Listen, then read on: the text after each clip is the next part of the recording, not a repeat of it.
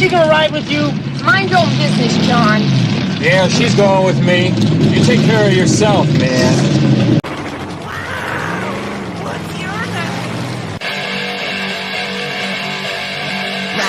She was in a burn rubber and making motors blow. So after school asked her just how fast she liked to go. She said how many cubic inches she got where it counts. I told her 125 and she took my motor mounts. She's a hot rod whore. Hot rod whore. Hot rod whore. Hot rod whore. Hot rod ain't enough for her. She lives 3 or 4. She's a hot rod whore. Hot rod whore. Hot rod whore. Hot rod whore. And I'm in my rod suppose. She's a hot rod whore.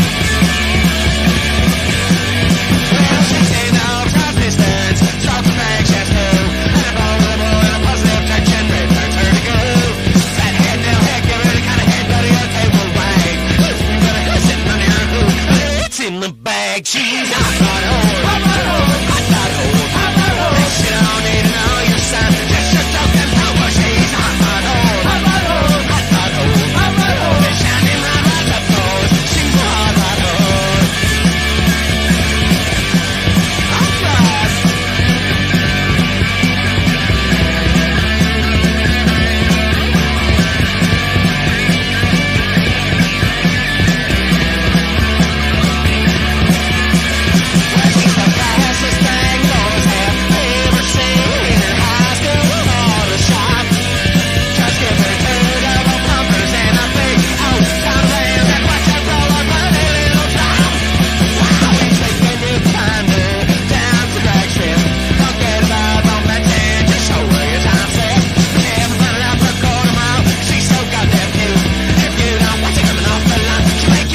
Shoot. She's hot rod whore. Hot rod whore. Hot rod whore. Hot rod whore. If you're right, the first speed is guaranteed. Come from the tower with hot rod whore. Hot rod whore. Hot rod whore. Hot rod whore. Just minding my back up goes. She's a hot rod whore.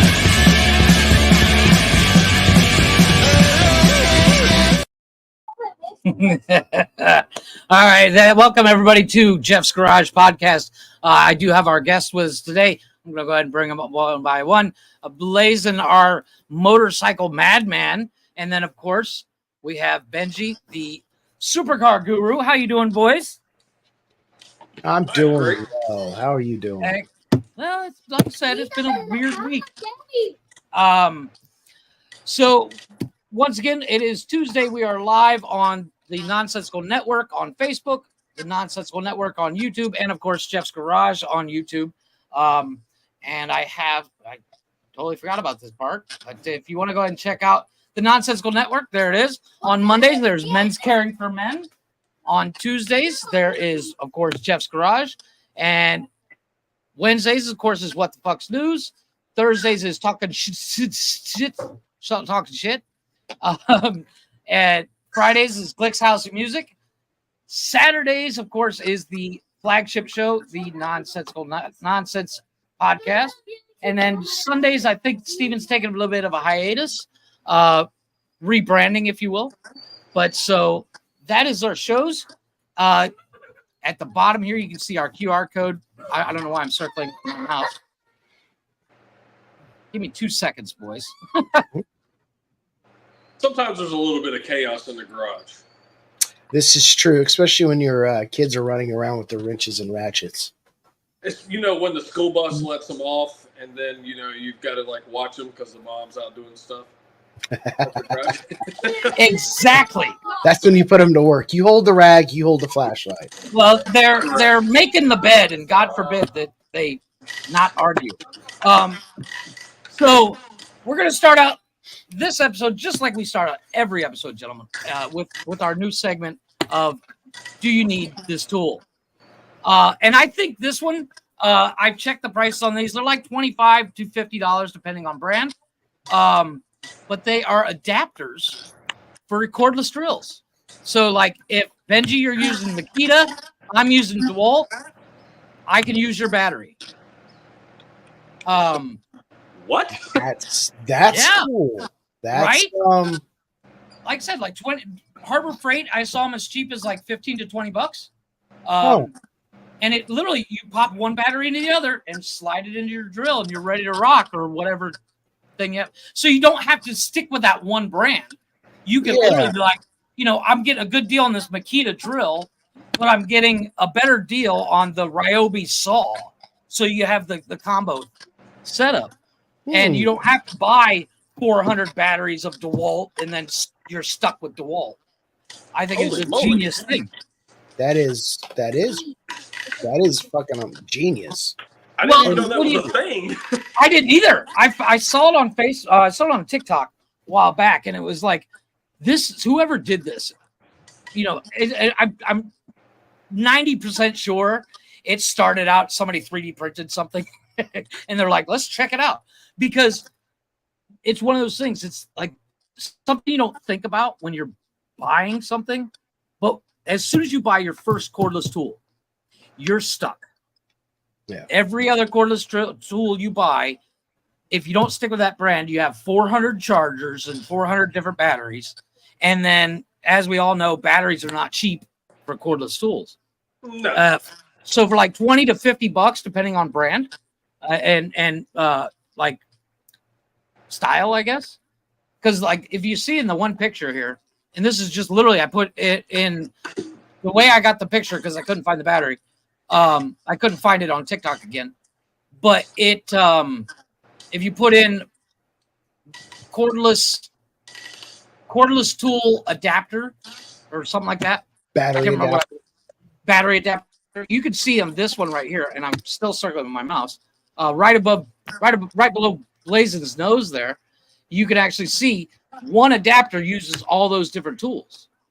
Now, is there volt ratings? I mean, because I know there's. I think there is. Exact same question. Yeah. And that's something I wondered as well. I did look it up. There is a different version for like your 12 volt or your 18 volt.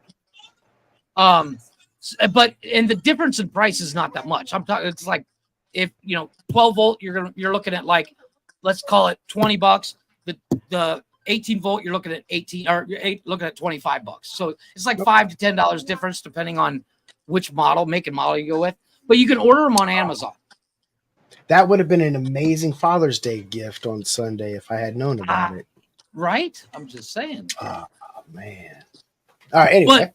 But my thought was, not only would it be good for the hobbyist, but if a company is out on a job site, they buy a couple of those because everybody's got different tools and like, oh shit, I have no more batteries. Here, man, use this adapter and use my battery. Boom, you're ready to rock. So I think it's a wonderful little invention. It's also good for those. Chinese made, or is this American made? There's a couple different brands. There's no real probably made in Indonesia, Taiwan. Yeah, exactly. I don't think it anybody's locked it down. I think it's a bunch of hobbyists made it and then turned it into a business, depending on where they are. But it's one of those things. It's you don't think about it. You're like, holy shit, I need this. Mm-hmm. So I think this is a 100%. We need this tool. I'll definitely give it an A+. Yeah, I mean that's a win. For an extra $20, I get it. $20 is not always something that everybody's fluid with, but $20 over the long period of time. Oh my gosh, this thing pays itself off the first time you use it. Well, I use batteries all the time, and $20 is a literal drop in the bucket when a battery's starting price is $100. Exactly. So and that's not including a charger. That's just a battery. Right. Yeah, because I was at Home Depot the other day, and one battery plus the charger was like almost $200. Correct. Well, hell, you can have a DeWalt, and you go to the store, and they have Black & Decker batteries on fucking sale. Exactly. No, it's because Black & Decker is actually, I think, shutting down. Well, they. Oh, yeah. Well, especially came Ryobi technically is the new Black & Decker in my book. But would agree with that. I stand 100% behind Ryobi. I have their jigsaw and I have a grinder. Never had a problem with it. Yeah. The only problem I ever had with a Ryobi is my son left out my palm sander and the bearing rusted. And so, the bearing, to replace the bearing, it was like $12. That's not bad. And I ordered the part, switched out the bearing. It works perfect now. Now, granted, I don't buy cordless, because I'm not there yet. I don't have the funds, and most of the stuff I do is woodworking in my shop, so it's like I don't really need to go anywhere. I don't necessarily think all tools have to be cordless. I think in certain applications, sure. 100%. But when it comes to when it comes to woodworking and sanding, I mean, a cord's not really gonna hurt. Well, like if I were to go out and buy every tool I needed, I would buy a cordless drill, the cordless impact, and that's it. Everything else I just buy cords because it's not that hard, you know. Well, I guess it's job dependent, correct? Agreed. You know, like if you're building a house out somewhere where there's no power, cordless is the way to go. Yeah, I literally, all my tools are cordless except one, and that's the hammer drill. Because it requires so much power that it has to be corded. Well, when I buy a drill here, I don't buy anything but hammer drills. For the simple fact, everything is concrete here. Well, I mean, I could get a cordless hammer drill, but man, to me, the price didn't justify it. I 100% understand that. I don't like the only reason I would buy a cordless drill is when you're installing something you built, like let's say you build cabinets, getting a cord up there and then it's just so much faster with a cordless drill. Again, that's where we come into job dependent, right? Because I don't work at a location; I work at every location. So, and you never know what's going to be there. Correct. So I have to constantly, like right now, like right over here, I'm charging 2 different tools. So, because I need them when I get to the job site, I need to be good to go. Now, do you have an inverter in your truck? No, I'm the inverter. No, but I mean, like you can get the cigarette lighter adapters to hook to a charger. I think I maybe have one. I don't know. I don't pay attention because I have a bunch of USB ports in my van. Well, I didn't even think of that. But like I remember when like in the early 90s, my dad was one of the first people we knew that bought a cordless drill, and he bought a Milwaukee because he was a real Milwaukee nut, and it came with a cigarette lighter adapter. Yeah, and he just keep a battery on that charger at all times, and while the truck's running, it's charging. Now it had a kill switch on the cigarette lighter, so if the car was off, it wouldn't charge. That's the problem. But the thing is, Dad did repair jobs, so he was there 15-20 minutes at somebody's house and go to the next house. So he's got a 20-minute drive between jobs, 15-20 jobs a day, So I don't have that option. I'm you don't for 7, 8, 10 hours. I know we're talking cord or cordless, but what are y'all's feelings about pneumatic? I love pneumatic. I think for durability, longevity, not in all applications, but I was going to say if I'm I actually watched a video the other day. This he's inventing a new style of paint job, and he takes a die grinder. An angled die grinder, and he's got one of those those grinder discs.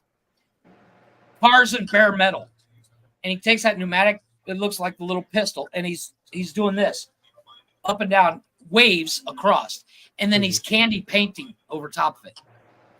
For those who don't know, candy paint is technically transparent. Yeah. So you get the reflection of like silver or black. Like if you want to have a murdered out vehicle. You paint it black, and then you do candy apple. So during the day and when you're driving it, it looks black, but the sun hits it, and you get flecks of red. Mm-hmm. Well, having a completely silver vehicle grinded with those waves in it, and then candy green over top, it's an amazing setup. And I've seen it on bikes before. I've never seen somebody do a whole car. And Benji, I kid you not, I think he's working on your Porsche, like the SUV you have behind you. I don't know what vehicle it was. I just know it was an SUV, but he's got waves like over top of the other, layered. And he's just going back and forth, just drawing waves on the side of the vehicle, and then he's going to candy paint it on top of it. So I got rid of the Porsche and got an Infiniti. Oh, is it? Yeah. So this is the Porsche, and that's the Infiniti. Oh, I thought that was the Porsche. I couldn't. Yeah, I got rid of it a couple months ago. I'm disappointed, sir. That's okay. I aim to depress. No, but at the end of the day, I actually prefer the Infiniti. I'm not the biggest Porsche guy. That's okay. You ain't Because we don't all have to be right. and I understand. Well, unfortunately, I am because if you really think about it, a Porsche is just a modified Volkswagen Beetle. That's what I was thinking.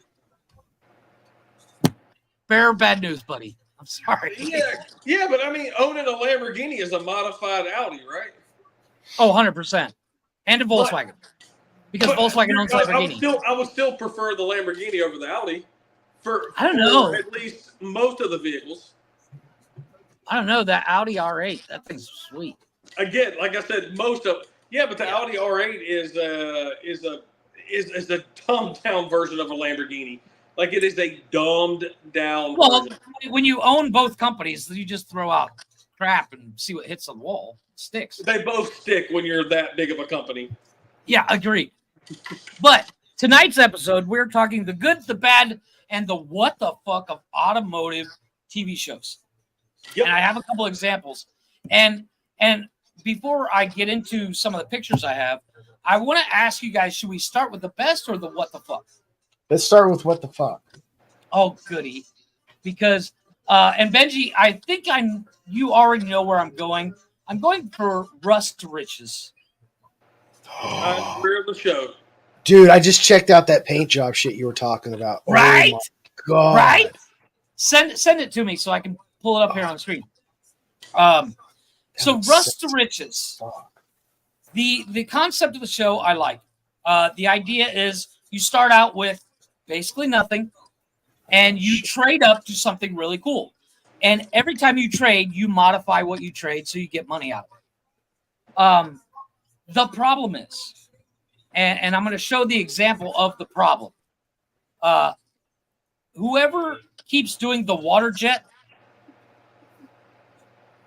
The fuck is that? That is the grill of there's a and I think it's it's not a Nissan 370. What's the other one of that? It's basically Nissan GTR. No, it's the the 370Z. Oh, like the Fair Lady and stuff like that. No. Hold on. Let me bring up a picture of it. I didn't think of this. Nissan. I mean, I'm not upset about the grill design, but it just doesn't match. Well, I don't think that's Rust to Riches, is it? Isn't that like the guy who's counting cars or whatever? No. This is Rust Riches because you see that's Gotham Garage. Gotham Garage. That's who does all this damn water jets on the freaking grills. Yeah, and they have Benji's favorite car on here, Blaze. No, they don't. Yes, they do. I've watched every episode. They don't. Yes, they do, and it's right there. There it is, buddy. That fucked up fucking Ferrari they did. Yeah, they white bodied this car. And look, it's the goddamn water jets at the bottom again. Like I don't understand. Like they ruined the 360. They put a goofy ass wing on the bottom of it. They put fucking grills that are goofy on the bottom. Yeah. So I'm not too familiar with that show. I don't think I've ever watched that one. It's on Netflix. But does he do that? Does he do that to all his cars? Put the little spider web. Oh yeah, 100%. So stupid. And it's so tacky. Yeah. This is the 370Z that I was talking about. There's a kit. Rebody. And I'm going to talk about this on another episode, but they have a rebody kit for this that is a and let me see if I can find it. They have a rebody kit for this that is a supercar. It makes it look like a supercar. We've all seen Batman with Suicide Squad. Is it Suicide? What was the one with Jared Leto as the Joker? Suicide Squad. Okay, the purple car that Joker is driving with when Harley pretends to die and kisses Batman. That is this car, and I can't remember what it's called. It's going to drive me insane. But it uses that car as a basis, and they built one on this show. Are you gonna put a picture of it up? Yeah. Okay. So let me see if I can find it. Gotham Garage. So while we're on here, I'm going to show you Gotham Garage, and you'll see. You can see some of the cars they've built. It's goofy as shit. Yeah, I mean, look at that, Blazin, right here. Cobwebs in a 40 Plymouth. Here it is. This car here. That is a 370Z. Yeah, but it was kind of like a kit that they got. Like I'm trying to remember this episode. It was weird. This kit. This is what's cool about this kit. You can buy this kit for like 15, 20 grand. Mm-hmm.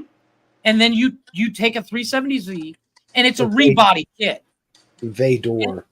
Yeah, the Ventador Vader. Yeah, so Vader, it's kind of a cool car. It's a cool car, and it's basically a 370Z. Yep. And then the Infinity has the 370Z version as well. I can't remember what it's called. It's like a Q39 or 93 or whatever. Beautiful kit. But Gotham Garage did their whole water jet. And look at the thickness of the grill. That it bothers the shit out of me. Yeah, they go way overboard with their. It's like they got a goddamn sponsor with this water jet company. Well, I you know what it is? Okay, I got you. Well, it's not even that. It comes down to, you know how when you get a new tool and you're like, I want to play with it? It's like every episode they get that tool and they got like a new water jet and they want to play with it. God, I've been doing that since I was 13. Exactly. I think they ended up selling that car for a shitload of money too to this one rich guy who had the Ferrari. They sold the Ferrari. It was something like it was connected somehow. I remember this episode. The car's cool, the kit's cool, and then they went and shit it all up with that stupid grill. Yeah. Well, I have no negative opinions about them using the water jet. It's just it's always the same spider web. Every single time. Yeah. 100% of the time. Didn't they do like that? I don't remember that little electric car or whatever. Yeah, they did. Water jet like all up the side of the car or something. It was like they had like this like exoskeleton on the out. I was like, what the fuck is this, dude? I was like, this is so goofy. They made like a bomber jet out of it. They were like, oh, we're gonna flip. Yeah. Girl bought it. I don't whatever. But I was like, it's too much water jet stuff. As much as I don't like Gotham Garage, and the show's not terrible. But no, the one cast thing they is did good. Like the cast is not bad. The three people who isn't the main guy, I actually really like. Right. The one thing I think they did perfect was when they took the Tesla. And Blazin, you'll like this. This is the Tesla. Now, once again, you see the stupid water jet grill, but that is a 427 coming out of the hood. They literally cut the hood. I'm trying to find a better picture. Let's see. I mean, novelty. I mean, for novelty's sake, it's cool, but I don't know if I would. It's a 383. That's literally every car. Like every car has to be like a fucking cartoon to them. Oh no, they're the novelty car they built. So the whole concept that they have, and it's a decent concept. They start out with something that costs them like $1,000. They throw a bunch of money at it, and then they sell it for like $50,000. And the idea is that nobody takes a salary until they hit 6 figures. So, like for instance, they buy a Honda Civic. They throw a bunch of money at it. You see it, and you're like, "I'll give you $50,000 for that." Then they take that $50,000 and they buy something that costs about $30,000-$40,000. Throw a bunch of money at it, sell it for $80,000, and then you're working their way up to a 6-figure payday, and then they split the 6 figures. So except they leave you hanging on season 1 because they made some custom car or some custom motorcycle, and it didn't sell. Thank you for bringing that up because I have pictures of the custom motorcycle and the custom car. Oh my I And thought it was God. shit. it is Jesus Christ. OCC use enough spiderweb shit on their motorcycles. I can only fucking Exactly. imagine. Dude, there's no way I would have paid money for the bullshit that they made. To Well, OCC? no this custom car. Like the grand finale. Yeah, so this is Blaze. Blaze, you being a motorcycle guy, I want your honest reaction because I know you haven't seen it. I want your honest, instant reaction. As soon as I pop it up, I want to hear what you think Should I of the grab a motorcycle. do I need to grab a puke bucket? I don't know. You, Am I? Okay. Now, the only thing they did right on this motorcycle, in my opinion, is it's yellow. Okay. I think it was like futuristic retro, I think was the theme. I still don't know the theme, but well, I'll give you a hint. Here is the grill on the motorcycle. Why does it have a grill? Yep. Exactly. Now, I'm already not impressed. are you ready for this? Here we go. Boom. What the absolute fuck is that? Thank you. It is a 300 back tire. I believe they used a I'm not upset about the rear, the swing arm, and the wheel, the base. But it's that front fender, man. It's just like I get what they're going for, like maybe some aerodynamics. No, because there's a theme going here. This matches the car. It's real fucking goofy. Well, I think the worst part there's a car interior of the car. Yeah. So the concept they did when they built this bike. I'm sorry, hold on one second. The rear fender looks like the fucking three-titted lady from Total Recall. It's some weird concept that they did with this whole thing. Well, Blaze, real quick, look at the gas cap. It looks like a camping fucking pot, Well, you know what it is? It's the GT40 gas cap. Oh Jesus! So it's one of those quick fills. Okay, all right. Well, I mean, it has functionality at least. Yeah, but it stands up like 8 inches. You crouch down on that, you're gonna bust your chin on the gas cap. Again, this wasn't made for riding. Again, there's a car that goes with this bike, and it's made for like a showpiece. Yeah, it's like, and that's money. And that's the thing they wanted what was it, like $400,000? Yeah, it's like $250,000. He said their original they wanted 400, and they put it on it. Now, devil's advocate, they were unknown when they did the auction, and it was dead middle of COVID. Yeah. But who would be buying? I mean, look, so. I see those things being kind of popular at a car show for the novelty sake of it. But if you're somebody that buys something like that, you're probably one of those white urban kids that bought oregano in high school. I'm just saying. So their target audience was people who are looking for one of ones. Right, exactly. Completely this is a one-off. You can't get it anywhere else. This is a weird combo because the motorcycle matches the car. But the motorcycle, to me, wasn't even the worst part of it. It was where the dash meets the windshield. I was like... Okay, show me the car. Show me the car. Here comes the car. Show me the car. So I have two different pictures of the car. Let's start from the back. It wants to be cool, but it just can't be. But once again, keep your eye out for where the water that white urban brat who wanted to buy weed, but he got oregano. Oh, my God. That looks like a...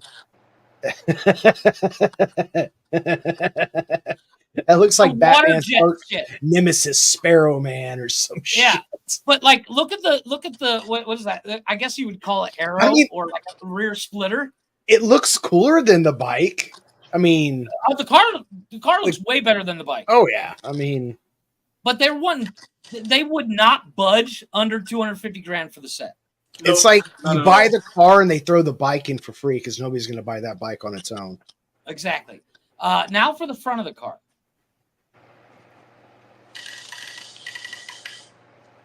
No. It looks like they put soup cans in. It's the soup cans out. It's the Alfred Mobile. Yeah, it's got a weird grill. Now the only thing that matches the bike is the grill and the color. Yes, Yep. that's So the that's only where thing. that's where Well- this grill comes from. But does that not look like masking tape around the edge? That just It's looks supposed to be stupid. carbon fiber, That just looks stupid. and the headlights are behind the grill. What Looks you don't like need a grill. on a fucking bike. something you would find off like the Gumby show. And those mirrors, the mirrors on this bike, and I'm bringing back up the bike, they look like they're from a 32 Ford. Yeah. And it's it's got like 20-inch wheels in the front, 24-inch wheels in the back. I was expecting the car to have the 3 humps too, but they don't. Well, you can see the back of the bike here, just over dude here in the blues. I see it. Yeah. Yep. Yeah, I You see see, so it has these same weird jet things, it. Gotcha. which don't do anything. They hold the taillights. Oh. It's shit. It's shit car. It's shit everything.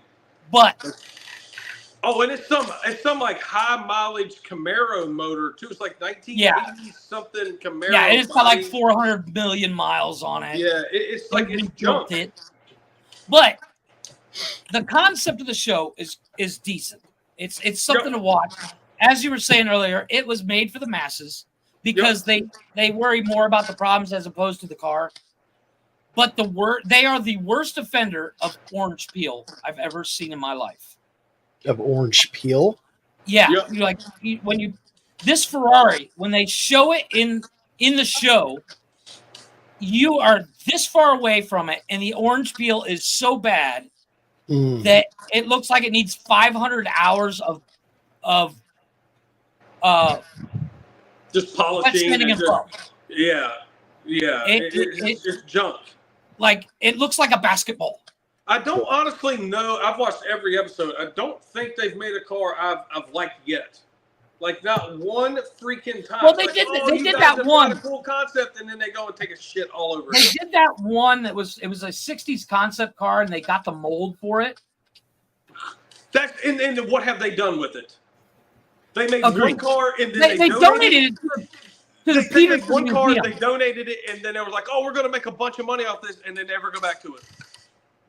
Yeah, well, the idea was they kept the mold, and Blaze, you've probably seen this car. I'm gonna bring it up right now. This is the car we speak of. It's actually in a couple video games. It's this one here. Yeah, I've seen that before. Of course, They and they built own it. the mold to this car now. And the idea is they built the first one, and it cost them like $100,000 to build it, to buy the mold. They built it, and then the Peterson Museum says, "Hey, we want it." And they said, "Well, but we donate it. We don't get any money for it." They're like, "Yeah, but we keep the mold, and if Blazin comes in and wants one, we can build him one and charge him $200,000." Yeah. They've yet to build one.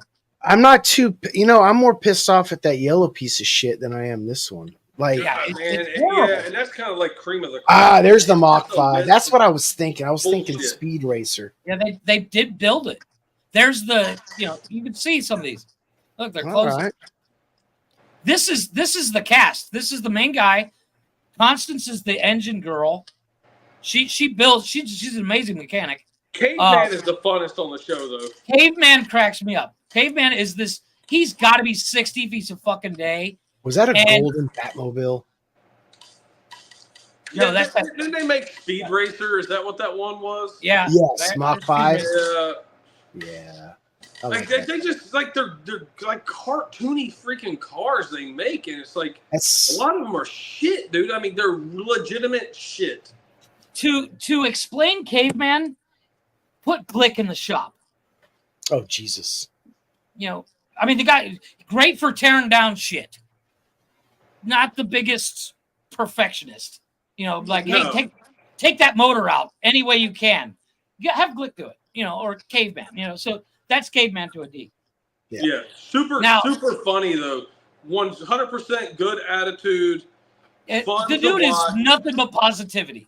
Oh yeah, so much fun to watch. Like he is like the reason you watch the show for laughs, and then the other two side characters, the girl and the other guy, are like They know their shit. They know their shit, and then they're kind of stuck with the guy who wants to make cartoons. And for a living. and of course, So would of course- Jeff? So would Jeff be the chick, or would Steven be the chick? No. You know what? I'm joking. Engine? I'm joking. I'd totally be the chick. I'm okay with it. Fair enough. Fair She's gorgeous though. Yeah, she really knows her shit. She is too. 90% of the draw. Let's be honest. Because Yeah. she doesn't necessarily dress modestly. Sex sells, is what they say. So the next offender, and I say offender because as soon as I say the show, you guys will know exactly what I mean by offender. We've all seen it. We all kind of grew up on it. The infamous, never great Pimp My Ride. We were talking about that backstage. I only have 3 examples because I don't want to go too long on it because I'd like to get to the goods. Because it's every example of that I car can- they made. I can 100%. spend a whole hour shitting on that show. I mean, you got stuff like this. Yeah. The Chevy Cavalier. No, it's actually a Honda Civic Oh, 4-door. it is. That's like the pre Oh, it is. 94. Yeah, that is. I didn't even realize it. Yep, because it's got But the dual headlights. The like they're problem two with, separate pieces. So 96, I think, is where they went to one headlight. the problem I had with Pimp My Ride is they only dealt with aesthetics. Yeah. That was it. And we all know the old saying, chrome will not get you home. And a couple of those cars only made it a couple of blocks after they were quote unquote pimped. Of course, we have the minivan that, I think that's the most infamous one right there is the van. well, Tobias, he's a YouTuber. He bought that van. Correct. And he's And it was in a rebuilding it. junkyard, I believe, right? Yeah. Yeah, because Completely the motor was blown. Correct. It was a piece of shit. It was a piece of shit when they left the show, but then it just became even worse. Well, not only that, when they gave it to these kids that they were pimping their ride, we put you in a 60-inch TV in your trunk, and then they give you the car. Where's the fucking TV? Oh, we took it out. We're not giving you that. Fuck you. So I just got a big hole in the wall? Yeah, okay. Yep. And then the only good car they did, except for the fucking good, it's a 240, right? 240 SX.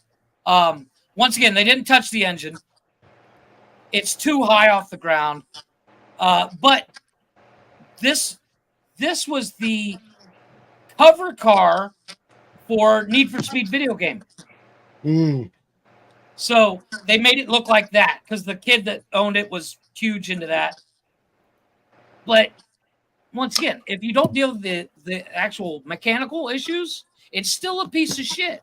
Wasn't Pimp My Ride on MTV? Yeah, Okay. that explains a lot. I know. That explains a whole hell of a lot. And I'm going to let you gentlemen decide and the audience decide on the number one of the other 2 I have. And I'm reaching out to both of these gentlemen. I want to interview them on the show because we've all heard of them. One of them actually builds good cars. One of them drinks beer, and his team builds good cars. So That's we're not gonna. my pick. I knew that you were going to say that. So, That's not my pick. I'm out on that one. the Glick version of a garage show is, of course, Richard Rollins and Gas Monkey Garage. I would like to interview the people behind him. Agreed. I want this thing.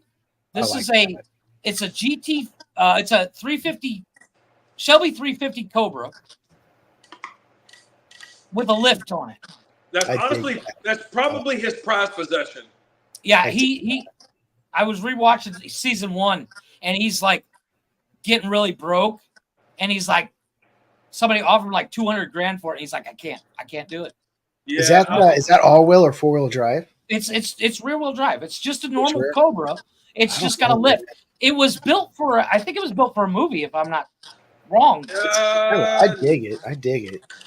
I thought it was just to be built, and he was going to flip it, and was like, "No, I can't." No. I mean, Shelby America built this car originally. This is a replica of the original one Shelby America built. Yeah, I think this is like his prize possession. In the It show, is. like George Foreman took this and drove it in the show. Well, this car he uses to blow off steam. In the season 1, he's having a shit week. They lost money on a couple of cars, so he just goes out and beats the piss out of it. I would love his version of lost money. Right? And then, of course, this, Honestly, I think they got $1 million in this car. Yeah, let's. Have you've watched this part, right, though, Jeff? Yes. Basically, Blazing, what happened is they bought that Ferrari F40. It was considered totaled, and they really was totaled. Well, yeah, it was a. Let's be honest, it was a shell. It was fucked. And they rebuilt it, but they made it better. Mm-hmm. More stiffer chassis, better everything, and it is a fucking monster. It is probably hands down one of the best overall builds they have ever built on the actual TV show. Okay. Oh, because the specs that they had to go and meet to get the price they were looking for was $1 beyond million. anything they have ever done before. And so much so, they had to get Dennis involved in this one because the money was so high end on this. And it was a totaled car, and they had to get it to not be totaled anymore. And how it got totaled was a service tech decided to take it out. And I don't think he took it out for literally mere moments. And he lost control and ran into the side of the building and destroyed this car. Oh, shit. And I mean, it was destroyed his career. Fucked is an understatement with this car. Like it like twisted the frame. It done every bad thing possible. I sent that link to you in your Snapchat, by the way. Oh, did you? Did you? Okay. That is I need my phone. And my kid stole my phone. No worries. That is the right there. Destroyed one. We can do a paint job episode later and show it. Yeah, agreed. But they went full out and rebuilt this thing from the ground up, and I think they got $1 million for it. Yeah, it was a couple of episodes that took them to do this. Like it was not normal Gas Monkey Garage. Let me ask you, Benji, do you find that better or worse when they do a multiple episode on one car? For editing purposes, better. Agreed. Editing, I'd like to do an extended episode on it, but being that they took the time and they didn't rush it for production, which is why the one guy left Gas Monkey. Oh, you talking about the guy Aaron. with the big beard? Yeah, Aaron. Yeah, and I think it was the timelines. Right? Yeah. That they were requiring. The timeline, Blazing, I don't know if you've ever seen Gas Monkey, and I think it's on HBO. But they're they got a Hard Rock Cafe brought them a Cadillac, and they said, we want this to look like Elvis's Cadillac. But it was you could see through it. And they were 3 weeks and we'll give you $200,000. Yep. And he's like, done. And I was like, done? You're missing half the fucking car. Go fuck yourself. That's what I said. But he knocked it out the fucking park. His team did because, and I like Richard. I think he's a great guy, and he helps kind of design the cars. He doesn't build. Not anymore. I've never seen him turn a wrench. Yeah, there's actually old episodes of him and Aaron when Richard had long hair. It's kind of weird. You have to go way back before the TV show when they were trying to get the TV show. He used to build. Okay. And then I guess the TV show came along and he got really good into marketing, and it was I'm kind of done with this side. The dude is a change hats. Yeah. Yeah. The dude is a marketing super weird. But no, I prefer the multi-car episode. I really, honestly, I'm not a huge fan of the TV show, right? Because editing makes all TV shows suck to a certain point. Even the problem is, if you don't know what they're doing, you're like, oh, I can build a car in a weekend. No, you can't. I don't give a fuck who you are. Correct. It make it look so easy. And I was actually talking to a friend of mine today. He's a paint tech. He owns a paint shop, a collision and repair shop. And we were talking about orange peel. and he just built a 76 Camaro Z28, and he's got over 150 hours just in wet sanding. Yeah. And it is down to 3,000 grit. Oh wow. Started with 600. It started with 600, worked his all the way down to 3,000. And he said, I don't on this particular build, because he's getting like 400 grand for the car. Because he's already got a buyer lined up. But that's the idea. Is he said, I don't want to trust anybody. I want, if there's a flaw on it, I'm the one that takes the fall. So he did, does it in his spare time, but he's got over 150 hours by himself, wet sanding car down to 3,000 grit. That is insane. For those who don't know, 600 grit, and you can spray paint. Yeah. Clear coat is a different story. You want clear coat to look good, you got to take it down to at least $1,000. 3,000 fucking like mirror fucking smooth. Yeah, you can shower with 3,000 grit and rub over your skin and nothing will happen. If you go to the automotive paint store and you ask for 3,000 grit, it feels like fucking notebook paper. Damn. It's insane. And he's talked about taking it down to 5,000. God, what's the high? What's the? I think 5,000 is the highest. But it's got to be like precision, though. You know what I mean? It's got to be like where you're dealing with like fucking NASA grade engineer. Yeah, like 7,000. Is it 7? Holy shit!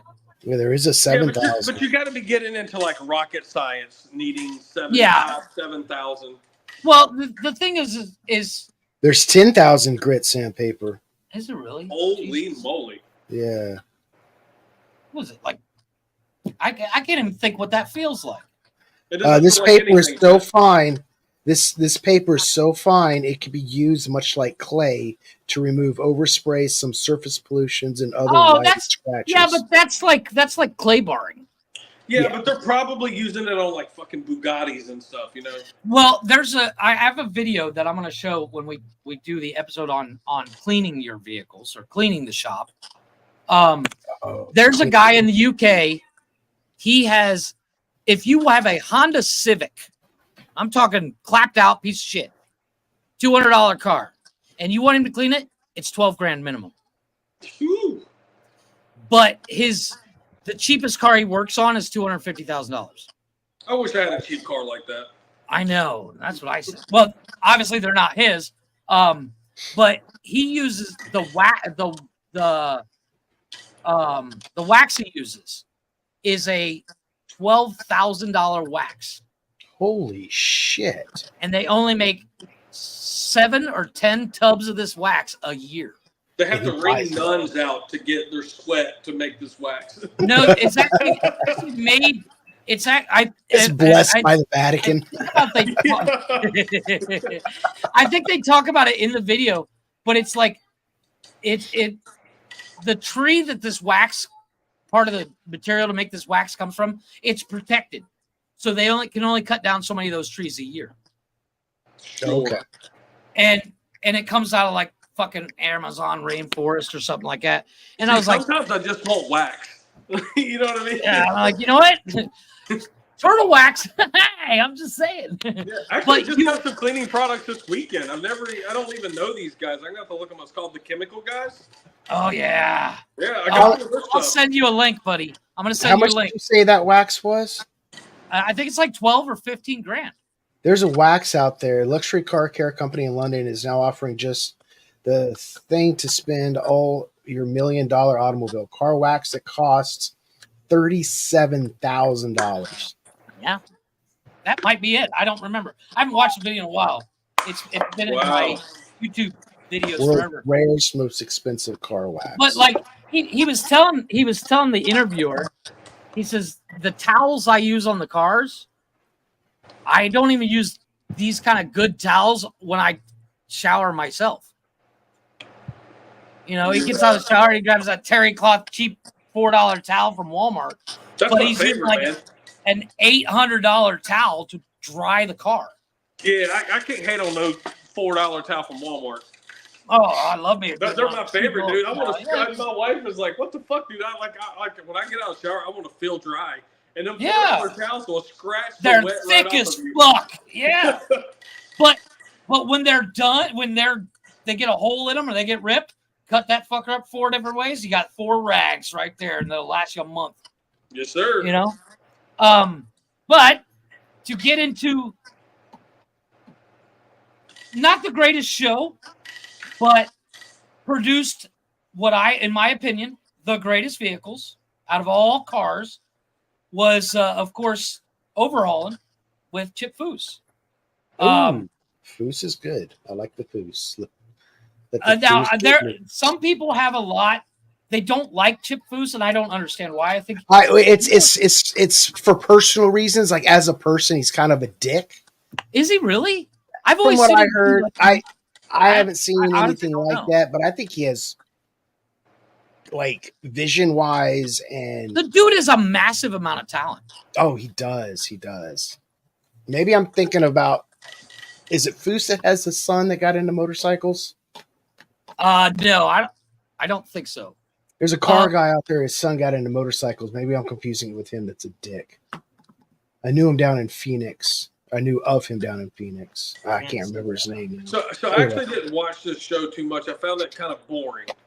I agree. It was not the greatest show, but the concept of the show is they would, like, let's say you got a project car, and you're a busy guy, you're a loving father. And the concept of the show is like heartwarming, right? It's touching. Yeah. They steal the car. They make you think your car was stolen or part of an accident or something, and they've taken it away. And they pretend that I'm a cop and we're gonna try to find your car. And a week later, they take your piece of shit broke down car and they give you back something like this. But you know what?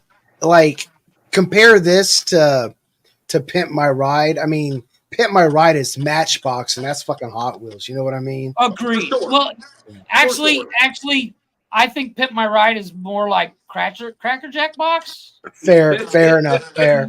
Agreed. Okay. Yep. Because I stand corrected. Yes. The problem I had with Pimp My Ride is it was all about, let's tell a story that may or may not be true from what we've heard, but it's also for like, they weren't giving anything back to the car guys.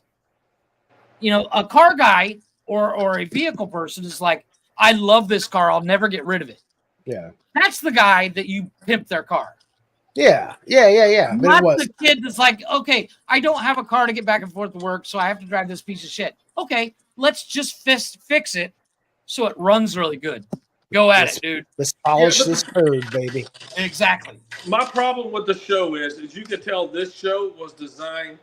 This garage was just specifically designed for this show. Like, it was immaculately clean. They were working on one vehicle, and it was at this one time. I just found the show. They did it live not to be a shop, right? This was a design TV show. It wasn't about the hype. It was about the substance. Right. But yes. I mean, but very boring though. Like, I found it like substance almost like infomercially. You know what I mean? It's like, we're using this product on this thing, and Foose drew this drawing with things going this way. It was kind of like an infomercial. I just found it substance kind of is boring sometimes, unfortunately. It was really boring. Now, before Overhauling and Pimp My Ride came out, there was a show, and it wasn't really a TV show. It was more like a miniseries. Okay. And what they would do, it was kind of like, hard to explain. The show was actually called Rides. I'm aware.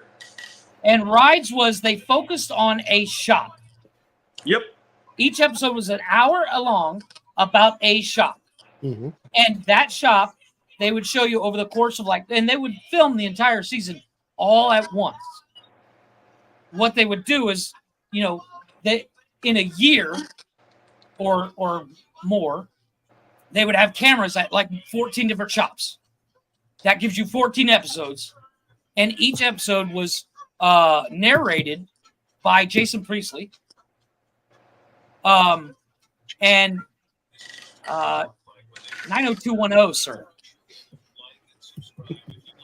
Okay, that's what yeah. I kind of dig that concept, multiple garages during the season. Well, and like I said, what they would do, each episode was focused on a shop. Like that's where I was introduced to Chip Foose. This is I had all of these on DVD. And like they did the one episode where they focused on Ford building the new Ford GT concept. This car right here is Joe Rogan's. It's called Joe Rogan's Sick Fish. It is a 1970 CUDA that is ridiculously fast. I'm trying to see if I can show some of the cars. This is Chip Foose's build here. This one. And Chip Foose won Riddler with this. And to win Riddler is the ultimate car show. Mm-hmm. But it was an amazing show. And it was about the car. And what they would do is they were like, Joe Rogan wants this 70 CUDA. Mm-hmm. And they would go out, he would hire a shop. Say, Joe Rogan's like, I don't know how to build a car. I just like the car. And he'd go to, I think he went to Troy Tapanier.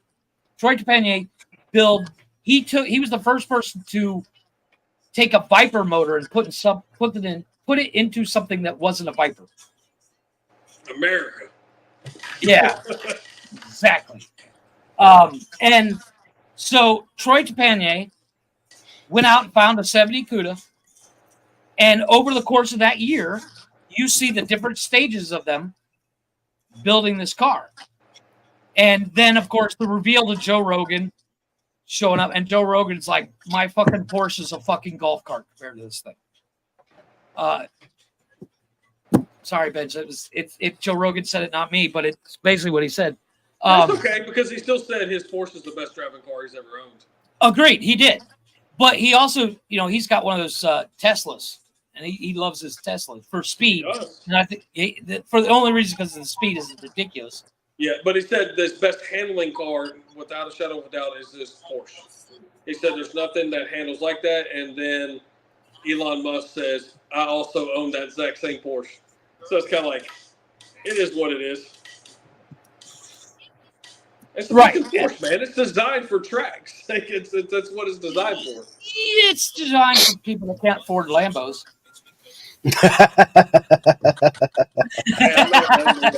I'm not a Lambo. I know. I don't hate on them. I would totally own one. But if I had a choice between Lambo and Ferrari, I'm owning Ferrari all day over Lambo. I don't understand that concept. Why Ferrari over Lambo? And I have an analogy to go with this. I'll be back. I think the sophistication, the group that usually owns Lambos is not something I can. I'm like, I wouldn't associate more with. For me, I heard heritage, right? Like heritage is like huge. Like, I mean, who the fuck are you getting bigger than Ferrari when it comes to racing heritage? I get it. Yeah, so I think I'm more into Lambo. I'm more into Ferrari. I heard something today that was perfectly summed up people choosing one brand over another. And I was like, holy shit, this connects. Sorry, my wife messaged me. Your choice in brand comes down to who you admire, who you hate, and all the stuff that you grew up with. Like if your dad drove a Honda, Honda is, and your dad's a good guy to you and all that stuff, great dad and all that. You find love for Hondas. Yeah. If the guy you hate that bullied you in high school drove a Suzuki, you fucking hate Suzuki. Sure. And I was like, you know what? I never thought of it that way. Yeah, I don't know. It's kind of weird because I always knew Lamborghini, right? Like I knew Countach, but I remember like everyone's like, "Oh, I got a Countach poster," but I had a Ferrari Testarossa like pencil box. Like I was always drawn to Ferrari because if you look at Ferrari, for the most part, overall, they all look different. If you own a Lamborghini, for the most part, they all look exactly the same. Kind of like a Porsche, but it's like, damn, at least Porsche has price difference. And it's like, Lamborghini starts at this price and it only gets higher. There's no affordability in Lamborghini at the end of the day. I don't know. I've always been a Ferrari guy. What kills me about Ferrari is they sue their clientele. What do you mean? I don't agree with that part, right? Like I don't. It's like I'm pro one president over the other. Doesn't mean I agree with everything that person says. What do you mean they sue their clientele? Yeah, they're kind of shit. Well, I don't know. Like you have to look this up. Like that's not 100% true. Well, but what they do is they threaten. They send cease and desist letters like they're fucking cookies.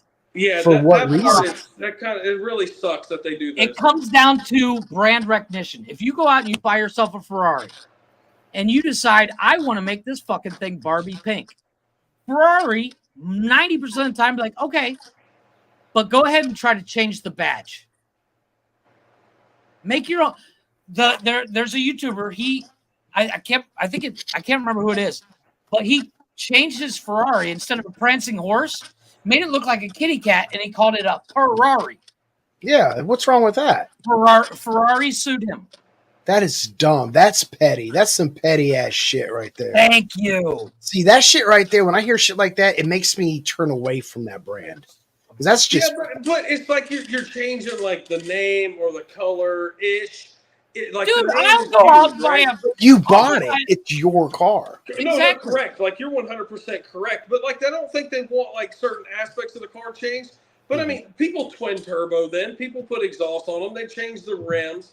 But I mean, I'm sure, like, we know, like, we just talked about this person who's got the Tesla Rose. What is it?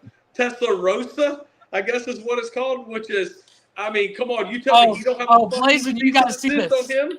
So, well, actually, but that I will say, as a Ferrari guy, that car is fucking immaculate. I mean, is there something in the contract when you buy a Ferrari that says no? They just blacklist and you just can't go buy a brand new one.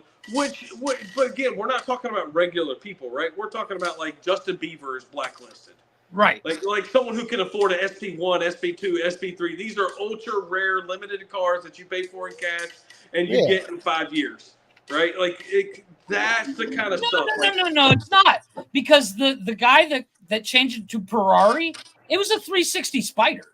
Yeah, but like, he doesn't make a fuck, right? You go and you sue them, and it's like he's not out there buying an SF90 or a 296 GTB. He's not going out there and buying that. But just in case he can, let's go ahead and blacklist him, right? We can't have him running into YouTube money, and next thing you know, we got a fucking pink GTB running around on the street. Isn't that bad business? I don't think it's bad business at all. Yeah, no, I think it's terrible. Not. If you're a Lamborghini owner, that's what Lamborghini is.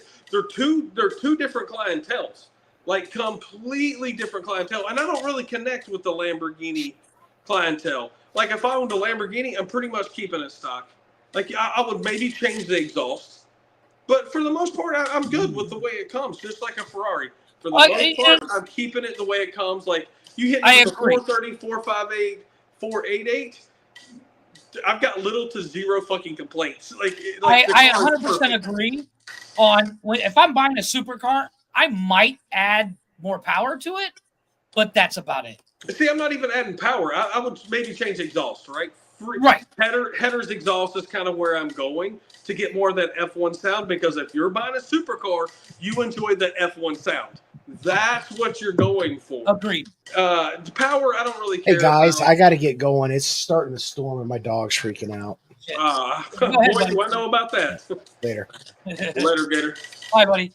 But yeah, Blazin', before you go, never mind. He go. I was gonna show him that for those who don't know, You Richard don't show the Rawlings, Testarossa? yeah, Dude, it's so fucking cool, though. you know what, but the way they did the front end, it literally looks like those Ferrari beds that you saw as a kid. You like, because we all wanted that Ferrari bed. That's what it looks like. I don't think it's far off from the interior looking like the bed either. That looks like a bed. Yeah. I'm in. I mean, it's a Barchetta, right? Like, it's a Barchetta. Right. Now, the difference is Ferrari no longer claims that's a Ferrari. It's not a Ferrari. There's a race car driver who took and modified the car so much. Ferrari's like, take the emblems off. It's no longer Ferrari. We don't want anything to do with this, but please go win. Right? Well, but they also took it off the registry, the Ferrari registry. Absolutely. The serial number's no good. But to give a backstory to this car, Richard Rawlings went overseas to, I believe, Ireland. It was a movie that got filmed, and they used 5 Ferrari Testarossas, and they were all damaged. There was like 3 of them that were damaged pretty severely with bullet holes and all kinds of stuff in it. One that was pretty drivable and one that had moderate damage. He bought them all, got them shipped to the United States, and then he pretty much built a one-off. I love the rims on it. Yeah, one-off car. This is some of his crew's best work, and I agree. And they did it pretty freaking quick too. It was not like a this is like a 1-year project. No. No, it's like a 2 or 3 months. And they fucking like hauled ass on this thing. I hope poor Sue got some good money for this. Well, yeah, I agree. But so when it comes to autumn, just kind of wrap up because I know you're getting ready to go see your game. When it comes to automotive TV shows, and some people have said this to me as well, it's entertainment. And I've never seen a perfect one. There is no perfect one. No. Because as Blazin said, they're all made for the masses. Yep. So, and I get it. It's not going to be, you may not agree with what they do, but there are good and bad. And as much as, we both shit on Rust to Riches, where it's like the paint jobs are shit, they overwater jet everything. We still watched because it's entertaining. Yeah, I won't watch going forward. Like I've got to just the show, and I am completely. To me, it was a Pimp My Ride, but a worse version because they were asking for big money on these cars, and it was like, holy crap, you were asking for money, and it's like, shame on you. Yeah, well, and let's be honest, like that custom one-off car they built, I'm pretty sure you and me in a garage with all the tools we need, we could have built that fucking thing. It was and probably done a better job. The interior was terrible, and it was snapping. It was not complete. Yeah, like the gap between the windshield and the actual dash. I had to be a fucking hand in between. Yeah, it was a good. It was a good half inch. I understand one-off and custom, but it's like you were asking for a 6-figure price tag, and it just was not good. And I don't know, is it because the people on the show were not good enough to do it, or was it the show rushing them to build the car? That's the problem with most shows. You don't know, right? Because I will say there's 4 people on the show, and they all seem to know what they're doing. But it's like what part of the show starts interfering with what they know what to do? Exactly. And the one thing I noticed, the one thing I did like about Pimp My Ride is the interior guy on Pimp My Ride knew what the fuck he was doing. Yep. And he could do a really good interior. Yep.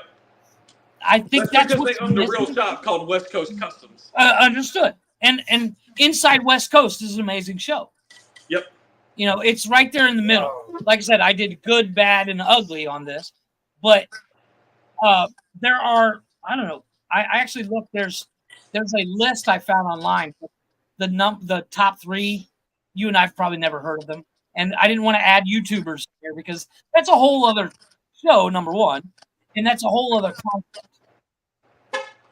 Because these are supposedly professionals. You know, what's the guy in Canada? Rust Valley. Rust Valley. He's actually considered one of the top on that list. He was like number 2 or 3, and I was like, and really? He's probably my favorite. You know, but he's reasonable. He's reasonable. He gives reasonable expectations. He spends a reasonable amount of money. He asks for reasonable prices for his cars. Yeah. Again, you're not spending $200,000 on something that was rusting away 20 minutes ago. Nope. You know, you're spending maybe $30,000 at the most after something has been completely rebuilt. You know, it's really funny because I know you don't want to like touch into this, maybe not. I don't know. That's all right. But you get like Bad Chad Customs, a Canadian show, right? I love Bad Chad. Yep. And then that dude is amazing. You get Rust Valley, Canadian show. You get Wild Man Garage. He's a Canadian show. And none of these shows are on, but these are all successful YouTube channels that have gone on, and they make lots of money on YouTube. Because, well, I'll tell you what, someone just asked Wild Man, well, his name is Avery, who's a part of Rust Valley Restorations. And it was that guy laughed. His laugh. Oh, dude, his laugh is spectacular. And they asked him, when does season 5 come out? He goes, his response was, I don't fucking know. We filmed it 2 years ago. It's like, are you kidding me? You filmed the show 2 years ago and we don't get it? And this is a fun show to watch. Why? Because this is a family show. This is a dad and a son. This is the guy's friends. This is the guy who hired this 18-year-old girl out of high school and who dropped her off to get her fucking certification. And it's like, this is the shows you don't want on TV, but you want to promote fucking like a show that's just junk like Count like Customs this or whatever. It's like, get out of here. You know, the I can't remember the girl's name, but she I don't think she didn't really have a background. She had in cars. You're talking about Rust Valley? In Rust Valley. She had a mild background. Yeah, her name is starts with a C. Yeah, it's Carissa or Kessa. Yeah, something like that, yeah. But she built the best looking C10 I've ever seen. She was in high school when she started that show. Yeah. And she built that C10. It's pink and white. Yep. And it's gorgeous. I would totally roll around in that truck all day long. Yep. Blair's the main guy's Mike. Blair's the body guy. The girl comes in every so often. She was kind of doing a YouTube thing. Then she got pretty stressed out. She said it was a lot for her to handle. The son's not really around very much, but people don't know about the show is Mike didn't make his money through cars. Like, this guy is a demolition expert. Yeah, he blows up the side of mountains, makes roads. Like, he is like a pretty hardcore dude. And basically what happened was he would make all this money and he'd be like, oh look, a '69 Chevelle. I mean, it's missing a wheel, but put it in my field. I'll buy it. Yep. $500, $600. Now these cars are worth, restored. They're worth like $100,000. So at the end of season 4, he sold off his entire lot. I saw that. There was a land issue and he couldn't keep the land. Fucking Canada, I guess, right? And he had over 600 and something vehicles. But by the end of the episode, he had made almost $700,000. Yeah. But he is currently doing YouTube and is pretty successful at YouTube. And so I'm guessing he has no contract with Netflix or Discovery, or I don't know where. I don't know where the other seasons went. There's a couple seasons missing that it went from Netflix. Someone else bought it, and then it came back to Discovery. So I don't know what all was going on. Well, and I think and Blazin, welcome back. I have a question. If you are going to have a successful show that, like, you're going to make I'm guaranteeing you $100,000 to build cars, just like these car shows we're talking about. Would you prefer to be on like Netflix and have a crap show like Gotham Garage and Rust to Riches, or be on YouTube and do what you want and build some really fucking badass shit like Rust Valley. Oh, Bad Chad Customs is Bad massively Chad. successful on YouTube. Bad Chad I think I is would. TikTok's insane. I think I would go YouTube to tell you the truth. Agreed. Yeah.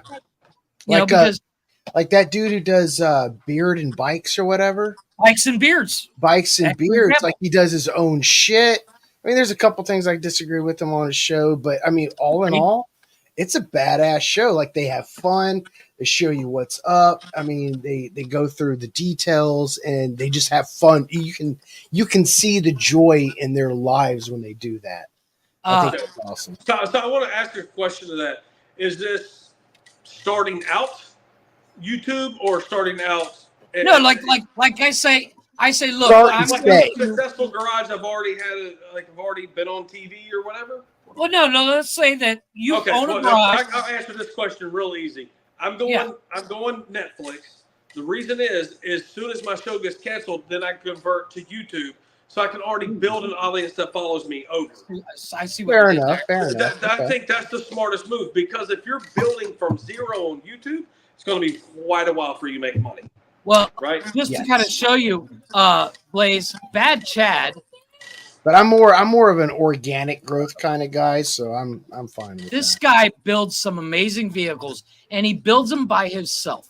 So I just heard Jolene actually sold a business. So Bad Chad Jolene. retired from selling cars and doesn't do any public stuff anymore. So Jolene actually got him to be able to kind of retire and do his just cars for just YouTube.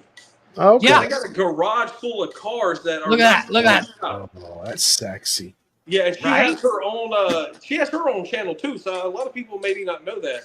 So I her did not know camera- she had a channel. So the camera person for Bad Chad Customs is Bad Chad Customs? I think so. Yeah, Bad Chad Jolene, Custom. which is his girlfriend, wife, fiance. Yeah, whatever. She has her own she's separate gorgeous. channel. She is gorgeous, and she is marketing smart. This Yeah. chick. And good for but them, once because again- they had a good show. They had a great show, and it's another one. It just disappeared. It's like, are you kidding me, dude? This is a great show.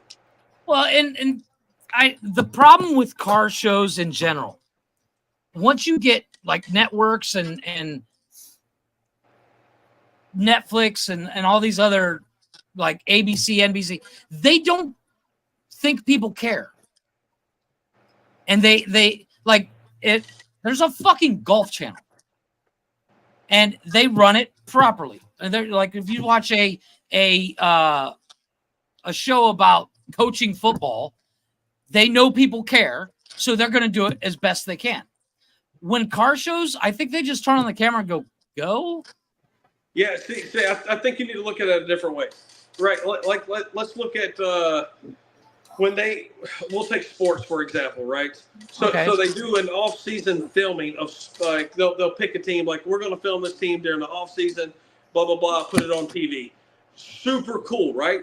But it has a finite time limit because this is when the season ends. This is when the next season begins. I see what. Yeah.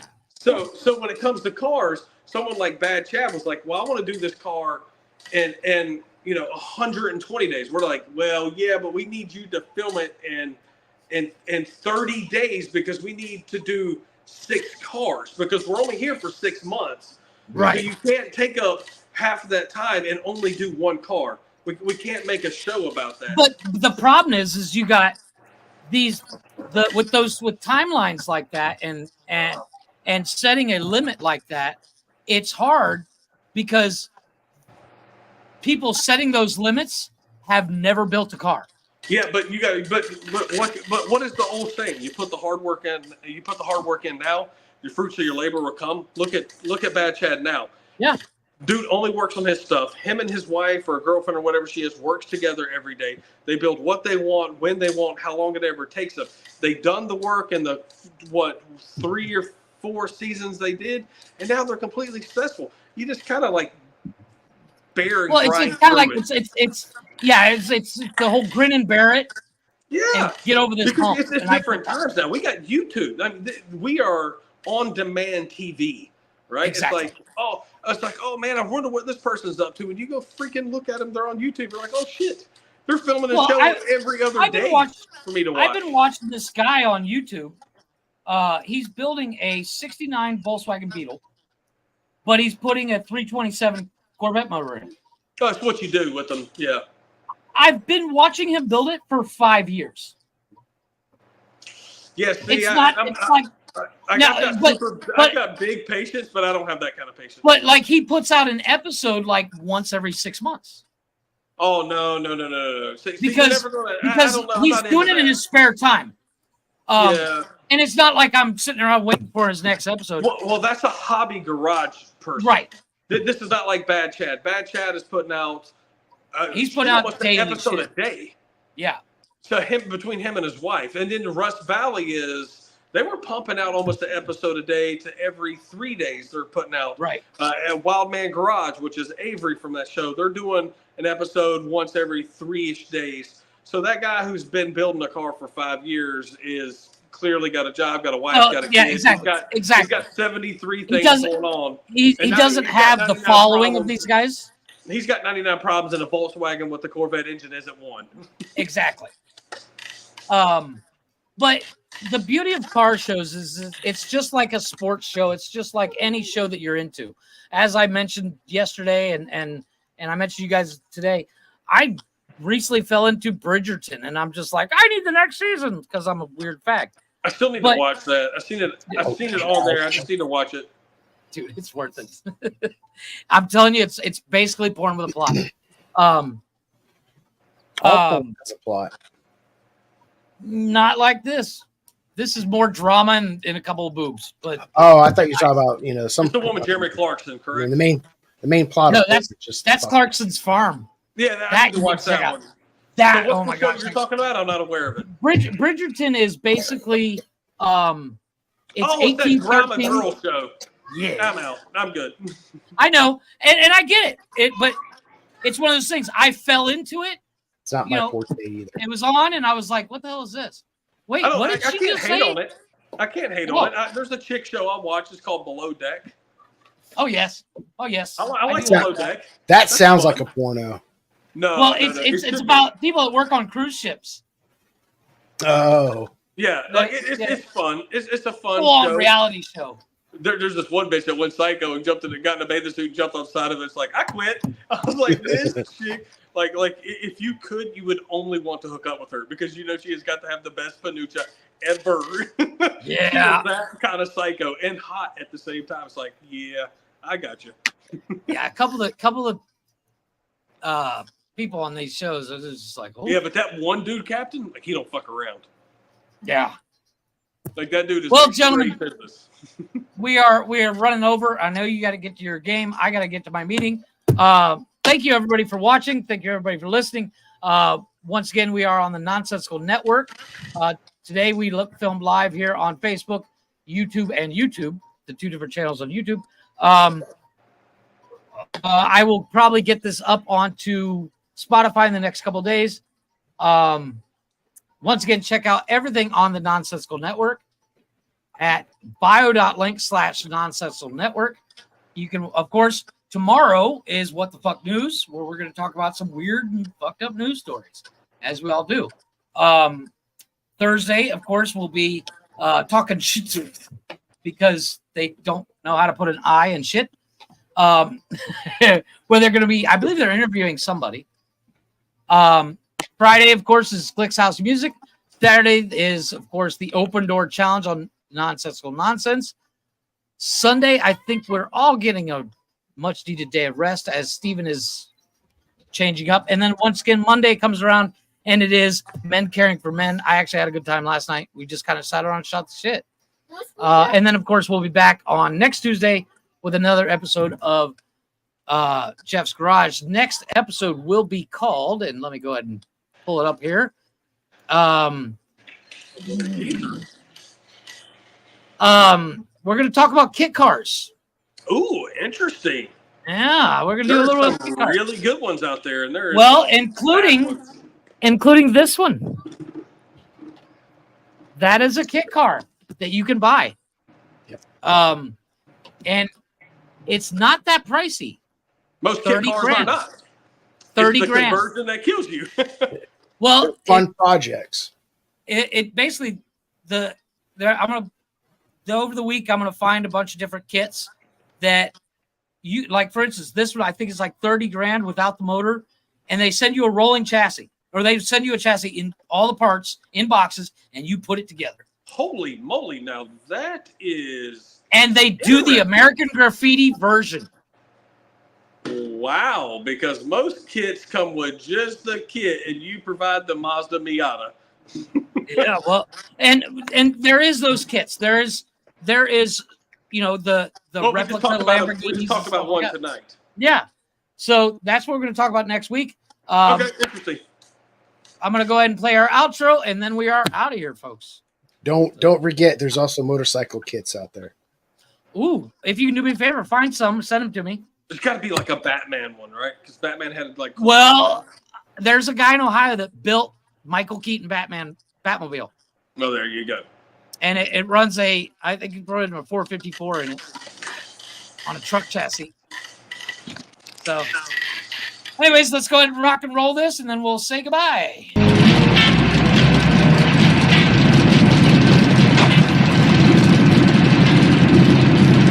Hey, Lori, what in the hell are you doing in there? Is she gonna ride with you? Mind your own business, John. Yeah, she's going with me. You take care of yourself, man.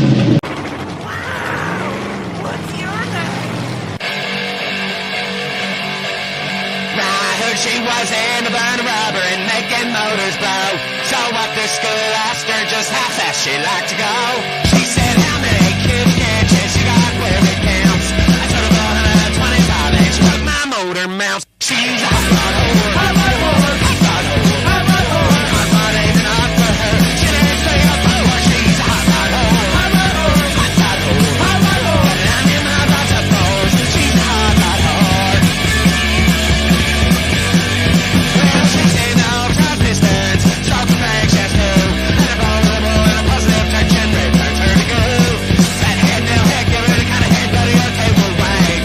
But sitting on your hoop. It's in the bag. She's a hot rod whore. Hot rod whore. Hot rod whore. Hot rod whore. She don't need to know your son. Just your token power. She's a hot rod whore. Hot rod whore. Hot rod whore. Hot rod whore. They're shining my rod to pose. She's a hot rod whore.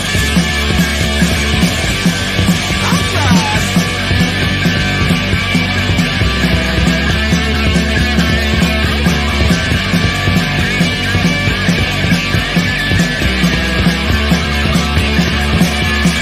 Well, she's the fastest thing boys have ever seen in her high school auto shop. Just give her two double bumpers and a big old top ram and watch her roll on her little drop. Wow, each weekend you find her down to drag strip. Don't get above on that tan, just show her your time set. Never run out for quarter mile. She's so goddamn cute. If you don't watch her coming off the line, she'll make you pop your chute. She's a hot rod whore. Hot rod whore. Hot rod whore. Hot rod whore. If you're right the first speed, it's guaranteed. You're from the sky with a hot rod whore. Hot rod whore. Hot rod whore. Hot rod whore. Just finding out how to pose. She's a hot rod whore.